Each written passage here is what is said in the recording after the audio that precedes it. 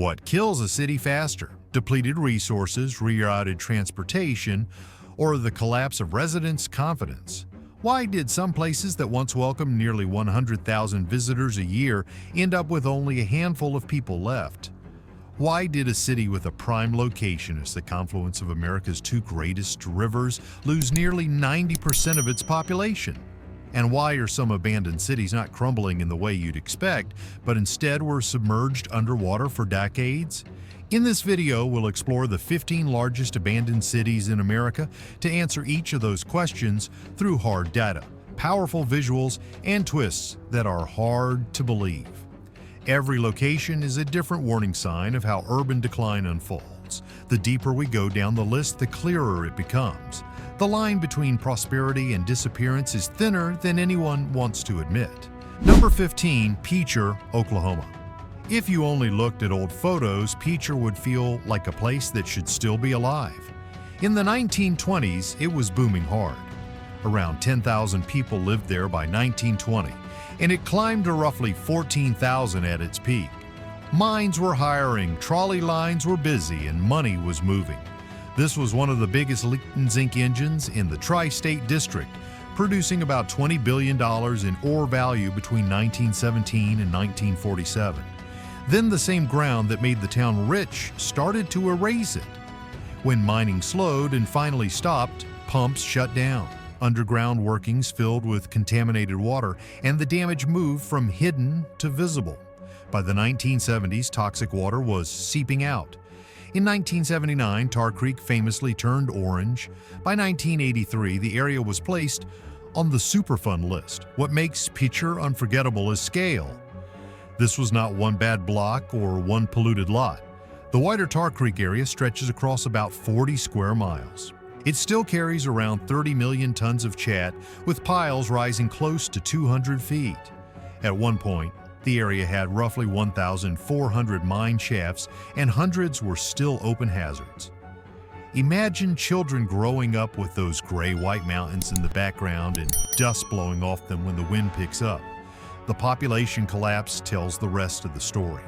From that 1920s high, Picher dropped to about 1,600 people by 2000, then to around 20 by 2010.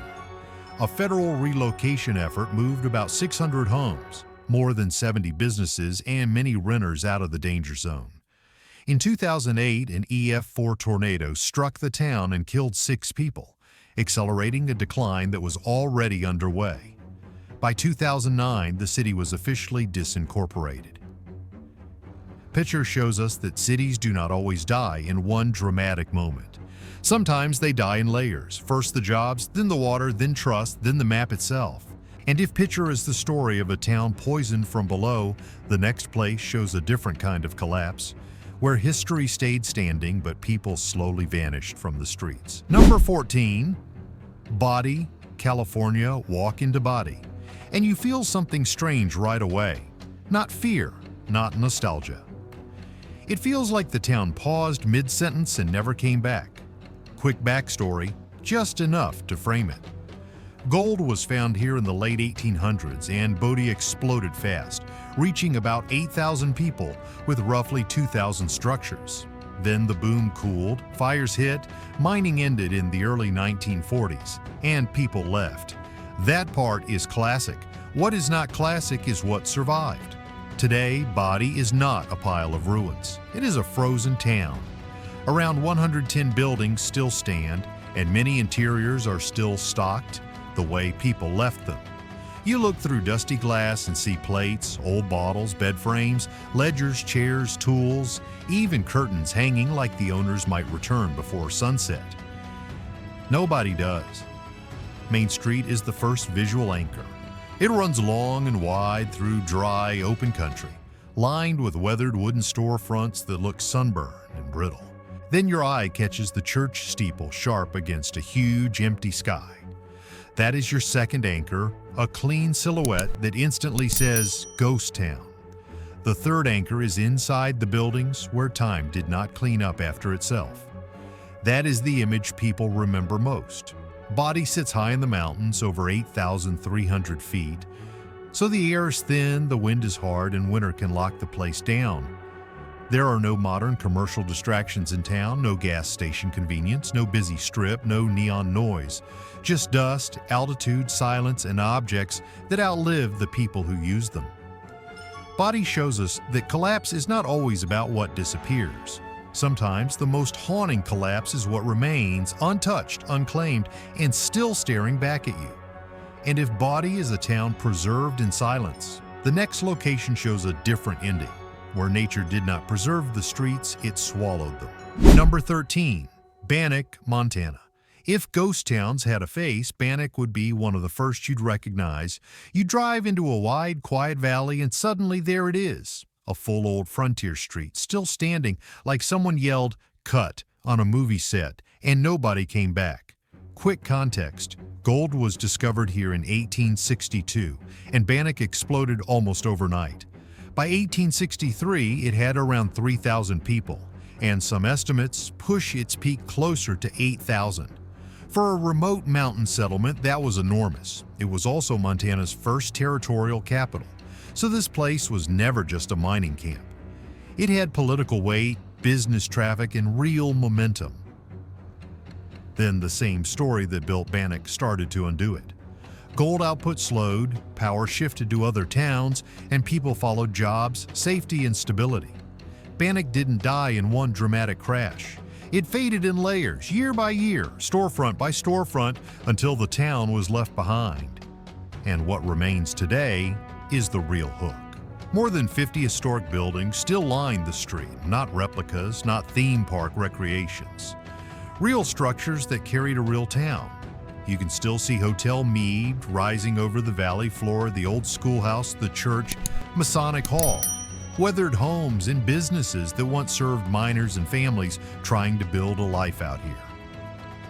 The road runs straight through town and then just ends, which gives Bannack this eerie feeling of a place cut off from time itself. Look up the hillside and you find the cemetery and the rough history that came with frontier justice. Look back down and you see empty doorways, warped wood, and windows that reflect sky instead of people. No neon, no traffic hum, no modern clutter, just wind, distance, and silence. Bannack shows us that cities do not always collapse because of one disaster. Sometimes they disappear because their reason to exist slowly drains away. And if Bannack is the story of a frontier capital that faded in plain sight, the next town shows a different kind of abandonment where the landscape itself starts swallowing what people left behind. Number 12. Rhyolite, Nevada. Rhyolite feels like a city that ran out of time in the middle of a sentence. You drive through open desert near Death Valley and the first thing that hits you is not silence. It is scale. Wide sky, hard light, empty ground, and then these massive stone skeletons rising out of nowhere like the remains of a financial district that got dropped in the wrong century. Quick context, just enough. Gold was discovered here in 1904, money flooded in, and rhyolite exploded fast. Population estimates range from about 5,000 to as high as 10,000 at peak. Then the crash came just as fast. Ore quality dropped, financing tightened after the 1907 panic, the main mine shut down, and by 1910 the population was down to around 600. Within a few more years, power was cut and the town went dark. Now here is why rhyolite sticks in people's heads. The Cook Bank building is the anchor shot. 3 stories of heavy stone walls, no roof, no windows, no life. It does not look like a shack, it looks like ambition fossilized. Then you cut to the bottle house, built from around 50,000 glass bottles. That one visual does 2 jobs at once. It proves people really tried to build a future here, and it shows how improvised frontier survival actually was. Then you move to the old rail depot and the open lots where entire blocks once stood. No crowds, no storefront noise, no traffic rhythm. Just wind, gravel, and geometry. And right beside that old boomtown shell, you get one more surreal layer. The white ghost-like figures of the Goldwell Open Air Museum. They are modern artworks, but on camera they feel like witnesses. not decoration. Witnesses, a Rhyolite shows us that cities do not only collapse when buildings fail, they collapse when capital, confidence, and purpose leave at the same time. And if Rhyolite is the story of a city that died when the money pipeline broke, the next place reveals a different ending, where what killed the town was not finance but the ground beneath people's feet. Number 11. Times Beach, Missouri. Most abandoned cities leave behind ruins. Times Beach left behind a warning. At first glance, this sounds like a small town story, but the scale is exactly why it belongs in a largest abandoned cities countdown. Before the evacuation, Times Beach had around 2,000 to 2,400 residents. Then came one of the most extreme public health reversals in modern U.S. local history: a full federal buyout of the community. Roughly 800 homes and about 30 businesses were purchased so people could leave for good. Quick backstory, just enough. In the early 1970s, waste oil was sprayed on local roads to control dust. Later, investigators found dioxin contamination. Then, a major flood in late 1982 spread contamination concerns even wider and turned a bad situation into a national emergency conversation. In 1983, officials moved toward relocation, and the town was ultimately dissolved. Now here is the part people remember. Times Beach is eerie because there is almost nothing left to look at in the classic ghost town sense. No dramatic skyline of ruins, no iconic church tower collapsing into itself. The strongest image is absence. A place where a town used to function day to day is now part of Route 66 State Park. Families once lived there. Kids walked those roads, stores opened every morning. Today it is quiet green space layered over a civic trauma. And the largest signal gets even stronger when you look at cleanup scale. More than 265,000 tons of contaminated material were ultimately treated, with total program costs often cited near $200 million. That is not neighborhood cleanup. That is industrial-scale remediation tied to one community's collapse. Times Beach shows us that a city does not need to burn, bomb, or crumble to vanish. Sometimes it disappears through paperwork, policy, and public health triage, one property at a time, until the map changes. If this town was erased by an invisible chemical legacy, the next location reveals a different kind of abandonment, where the danger was never on the surface to begin with. It was burning underneath. Number 10. Centralia, Pennsylvania. Most ghost towns are quiet because people left. Centralia is quiet because the ground never stopped burning. This town's collapse started in May 1962 when a fire reached old coal seams beneath the community. That one ignition turned into a long, slow disaster, not a headline that lasted 1 week. A disaster that kept going year after year under streets, under homes, under people's routines. At its mid-century scale, Centralia had roughly 1,100 residents and about 545 properties tied to homes and businesses. So this was not a tiny hamlet with a few cabins.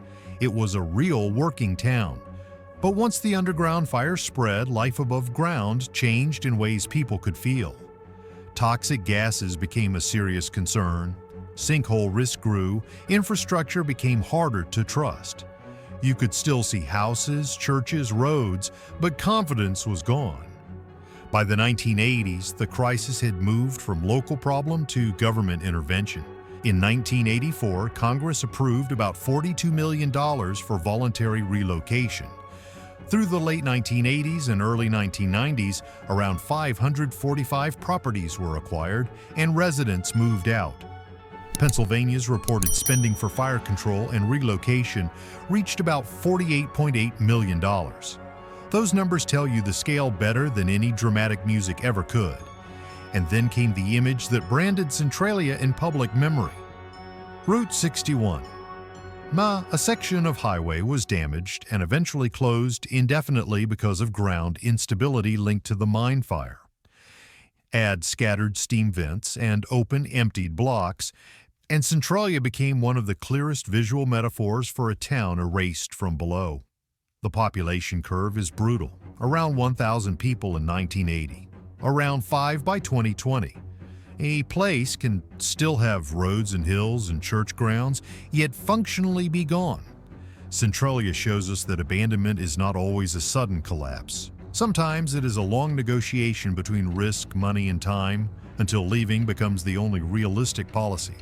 And if Centralia is what happens when danger burns underground for decades, the next town shows a different ending, where the city doesn't collapse from beneath, it gets left behind when the economy moves on. Cahawba number 9. Terlingua, Texas. Terlingua looks like the kind of place the map forgot on purpose. You're out near Big Bend, deep in the Chihuahuan Desert, where the horizon feels endless and the silence has weight. Then you start seeing the remains. Stone walls with no roofs, old adobe shells, rusted mining bones. A cemetery on a hill that catches the last light of day like a final roll call. Quick backstory, just enough. Terlingua boomed because of mercury, quicksilver, the metal once vital for mining and industry. In the early 1900s, this area grew fast from a few hundred workers to roughly 1,000 people tied to the mines and support businesses. And this was not some tiny footnote operation. The wider Terlingua district became one of the biggest mercury regions in the country, often ranked third in U.S. production. Then, the one-engine economy did what one-engine economies always do. Prices shifted, demand changed. Production got harder and less profitable. Once the mercury business weakened, the town's core purpose weakened with it. Families moved, shops went quiet, buildings were left to heat, wind, and time. What makes Terlingua hit hard on camera is what still stands today. The ruins of the old Chisos Mining Company district are still there, spread across the desert floor like the frame of a city that never got rebuilt. The cemetery is another anchor image that stays in your head. Simple wooden crosses and stone markers looking out over a town that faded in layers. And unlike ghost towns, hidden in forests, Terlingua is fully exposed. No trees to soften the edges, no skyline to distract you. Just raw space and leftover structures. Modern Terlingua still has a small living community around it, but the ghost town core tells the bigger story. This is what happens when a place is built around one commodity and that commodity stops carrying the weight. Terlingua shows us that abandonment is not always a sudden disaster. Sometimes it is a slow economic exhale until only the skeleton remains. And if Terlingua is the story of a desert boomtown that ran out of momentum, the next place shows a different kind of collapse, where what survived was not industry, but memory, frozen in wood and dust. Number 8. Garnet, Montana. Some ghost towns feel like ruins. Garnet feels like a town that stepped outside for a minute and never came back. You get there through forest roads, and the first surprise is how complete it still looks. Not one lonely building, not one token cabin. You see a real street layout, stacked wooden storefronts, old homes, and the bones of a place that once had momentum. Quick context, just enough. Garnet took off in the 1890s during Montana's gold rush years. At its peak, the population reached around 1,000 people, which was a big number for a remote mountain camp. Money moved fast. One mine alone, the Nancy Hanks, produced around $300,000 in historic value, and total district output was estimated near $950,000 by the late 1910s. Then the pattern changed. Ore became harder and more expensive to mine. Profits thinned out. By about 1905, population had dropped to around 150. In 1912, a major fire hit part of the business district, and Garnet never fully recovered as a true working town. There was a short pulse of activity again in the 1930s when gold prices shifted, but it did not restart long-term life here. Now for what makes Garnet unforgettable today. The visual hook is preservation. This is often described as one of Montana's best preserved ghost towns, and that tracks the moment you walk it. The main street still reads clearly. Building fronts still hold their shape. You can frame shots that look like a frozen frame from another century. It is abandonment, but not obliteration. There is also scale in the historic footprint. The district later entered the National Register with a wide documented area and dozens of contributing historic resources, which tells you this is more than a postcard stop. It was a functioning settlement with layers, not a one-building curiosity. Garnet shows us that collapse is not always dramatic. Sometimes it is a slow economic fade where the structures outlived the system that made them useful. And if Garnet is the story of a mountain boom town preserved in place, the next town shows a different kind of abandonment, where history survives too, but the environment around it tells a much harsher story. Number 7. Thurmond, West Virginia. If you blink while driving through New River Gorge, you might miss Thurmond. And that is exactly what makes it unforgettable. This place was never the biggest city by population, but it was huge in function. In the early 1900s, Thurmond was one of the most important rail hubs in the coal fields. Around 15 passenger trains stopped here every day. The depot handled roughly 95,000 passengers a year. At its peak, this tiny river town generated some of the highest freight revenue on the Chesapeake and Ohio line. For a while, money moved through Thurmond faster than people could count it. Then the system that fed it started to shift. Coal economics changed, rail patterns changed, regional industry changed. Thurmond did not collapse in one dramatic moment. It thinned out year after year as traffic dropped, businesses shut their doors, and families moved on. Today, the contrast is the hook. You stand on the platform at the old Thurmond Depot and face a street that still looks like a railroad town, but without the railroad town life. The tracks remain, the buildings remain, the shape of the economy is still visible, but the pulse is gone. No boarding lines, no station rush, no daily crowds spilling out onto the sidewalks, and the population number drives it home. Around 5 residents in recent census counts. From a place that once processed tens of thousands of travelers each year to a town with single-digit population. That is not decline, that is economic evaporation. Visually, Thurmond is strong because it is so specific. Main Street runs tight along the rail line squeezed by steep Appalachian terrain. You can frame one shot and explain the whole story. Geography, industry, dependence, and collapse. It is all there in one valley. Thurmond shows us that largest is not always about how many people sleep in a town. Sometimes it is about how much economic traffic once depended on it, and how quiet it becomes when that traffic chooses a different route. And if Thurmond is the story of a town abandoned by changing transportation and energy systems, the next location shows a different ending where people did not just leave the jobs. They left the ground itself. Number 6. Calico, California. Calico is what happens when a town is built on one metal and one mood: optimism. Out in the Mojave, the landscape already feels extreme: dry hills, hard light, almost no softness anywhere. Then you see it. Old western facades stepping up the slope, mine openings cut into the earth, and that giant Calico sign on the hillside. One wide shot and you instantly understand the place. Quick context, just enough. Calico was founded in 1881 during California's Silver Rush. It grew fast, with around 500 mines in the district and a peak population often cited near 3,000 people. In a little over a decade, local silver output was valued around $20 million in historic terms. For that period, that is serious scale. Then the equation broke. Silver prices dropped hard in the 1890s. Mining margins collapsed, jobs disappeared, families left. By the mid to late 1890s, Calico had largely emptied out. No dramatic war, no giant firestorm, no single cinematic event, just economics doing what economics does when a one-industry town loses pricing power. What makes Calico strong in a countdown today is what still remains visually. The main street footprint is clear and readable.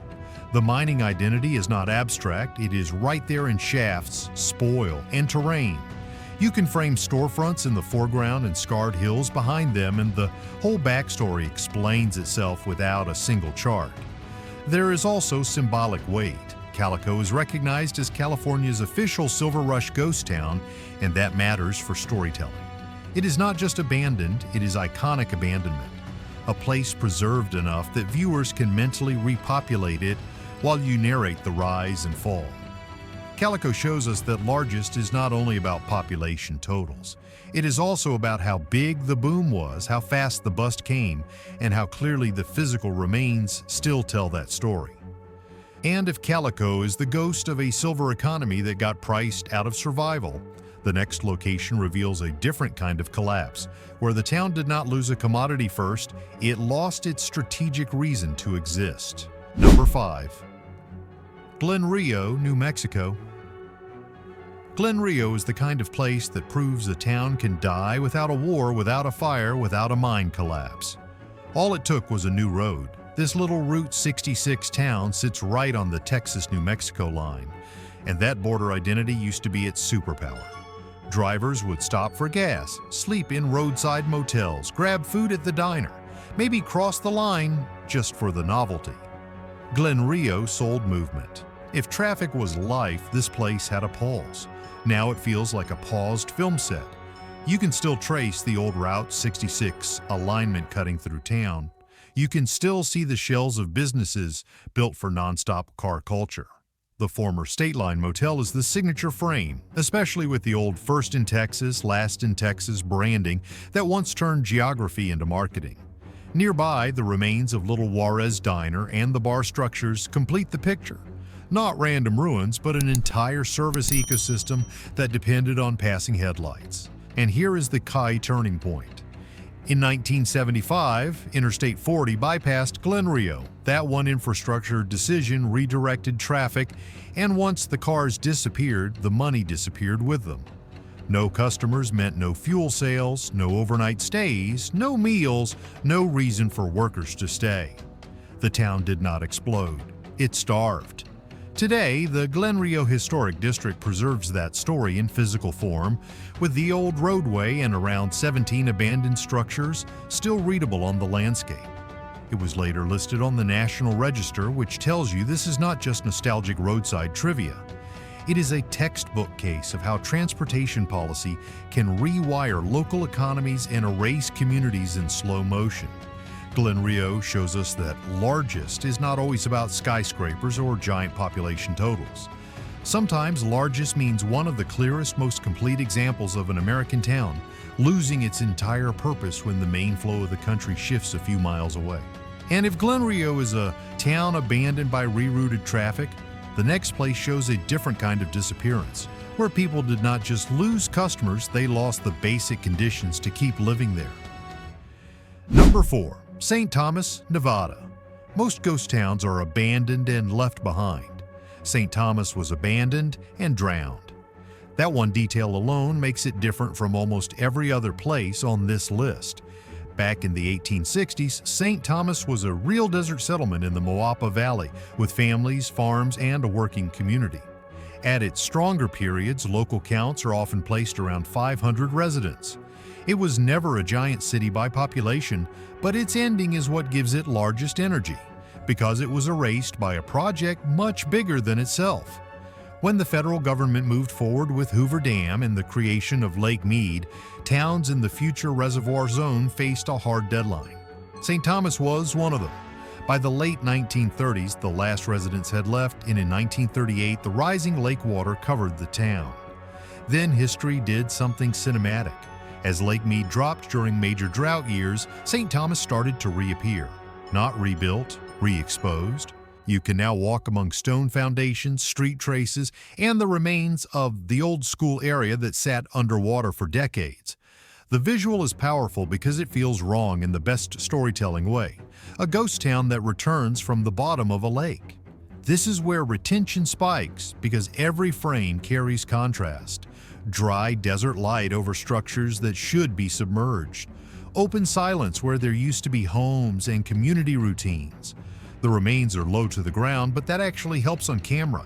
It makes viewers lean in. They start imagining floor plans, doors, kitchens, voices, daily life. And that is the real lesson of St. Thomas. Cities do not disappear only because they fail. Sometimes they disappear because larger systems decide they are expendable. In this case, one community was sacrificed to support regional water storage and growth. So when we talk about largest abandoned cities, St. Evan, Thomas represents abandonment at infrastructure scale, not skyline scale. If this town was erased by rising water and later revealed by falling water, the next location shows a different kind of disappearance, where the city stayed above ground but still lost the reason people were willing to stay. Number 3. Kennecott, Alaska. Kennecott does not look like a normal ghost town. It looks like an industrial fortress left behind at the edge of a glacier.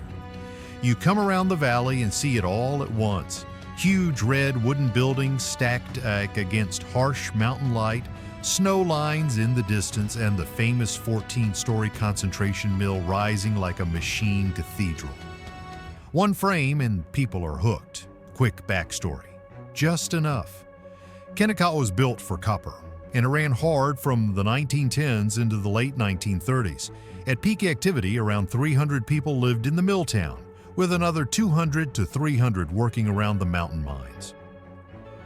Over its operating life, the district processed millions of tons of ore, and the value of copper production is often cited around $200 million in historic terms.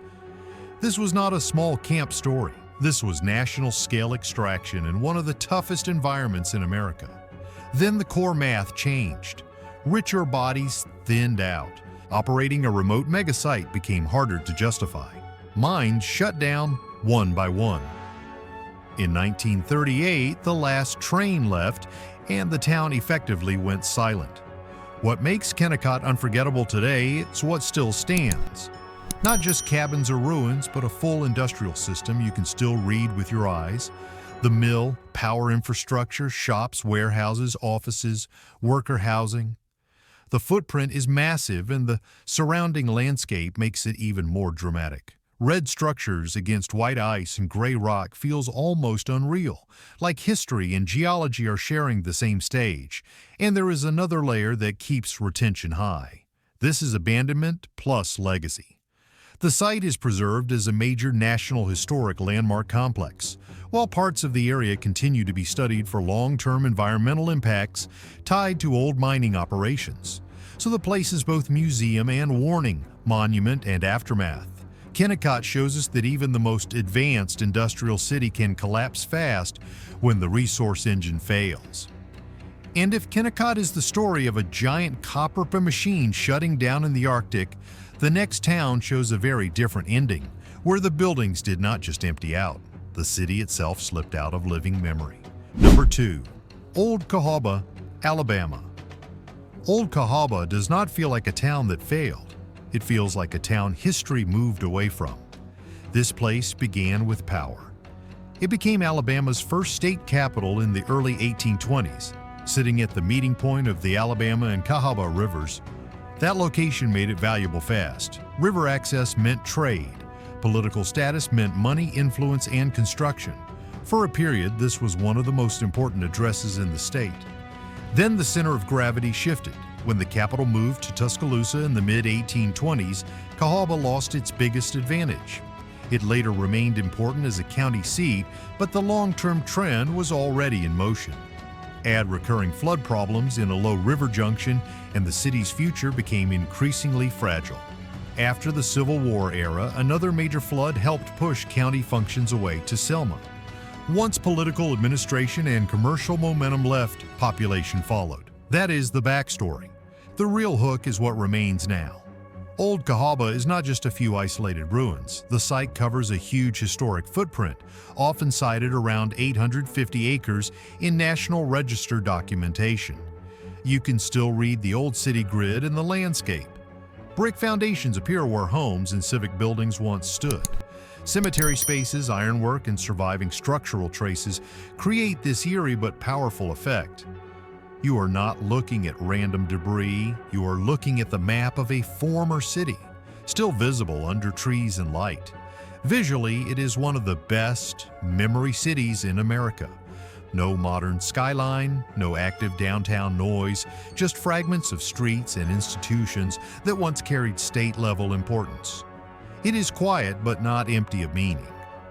Old Cahawba shows us that cities do not always die because of one catastrophe. Sometimes they are abandoned by a sequence. Power relocates, investment follows, nature keeps pressing, and eventually the place becomes archaeology. And if old Cahawba is a city erased by political relocation and floodplain reality, the next location shows a different kind of ending, where abandonment came not from government maps or rivers, but from an economic world that simply stopped needing the town at all. Number 1. Cairo, Illinois. If you want to understand how a city can fade in slow motion, Cairo is the case. On paper, this place should have won. Cairo sits at one of the most strategic points in America, right where the Ohio River meets the Mississippi. In the 1800s and early 1900s, that location made it a serious river city with traffic, trade, jobs, and momentum. By 1920, population peaked at about 15,000 people. For southern Illinois, that was big city energy. Then the long decline started. Cairo didn't collapse from one dramatic event. It got pulled apart by layers, transportation patterns changed, and the old river advantage became less powerful.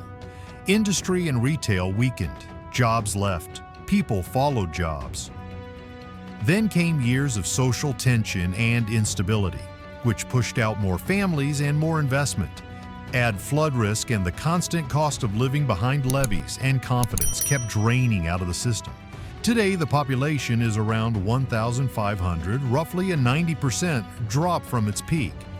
That number alone tells you this is not normal small-town shrinkage. This is structural disappearance. What makes Cairo unforgettable on camera is the contrast. You can shoot wide where two legendary rivers meet and it looks like destiny. Then cut to empty downtown blocks, old brick buildings with almost no street life, and neighborhoods where the urban grid still exists, but the city pulse is gone. The levees are another powerful visual anchor. They feel like a protective ring, but they also remind you that survival here has always required engineering, money, and constant maintenance. Cairo shows us that a city can have perfect geography and still lose its future if economics, social stability, and long-term investment break down at the same time. This is why Cairo fits number 1. Not because it vanished overnight, but because it reveals the hardest truth about abandonment in America. Sometimes a city dies by inches until one day you realize the map still shows it. But the city you're looking for is mostly memory. After going through the 15 largest abandoned cities in America, what lingers is not just the empty buildings or the silent streets. What is even more thought-provoking is how each place collapsed in a different way. Some were lost because resources ran dry, some were cut off when transportation routes shifted, and others were worn down by environment and history over generations. These cities remind us that an urban center rarely disappears overnight. More often, it vanishes layer by layer, first the economy, then public confidence, and finally the people. If there is one place on this list that haunted you the most, drop a comment below so we can dive deeper together. And if you want a follow-up episode on American cities now on the brink of abandonment, hit like and subscribe so you do not miss the next video.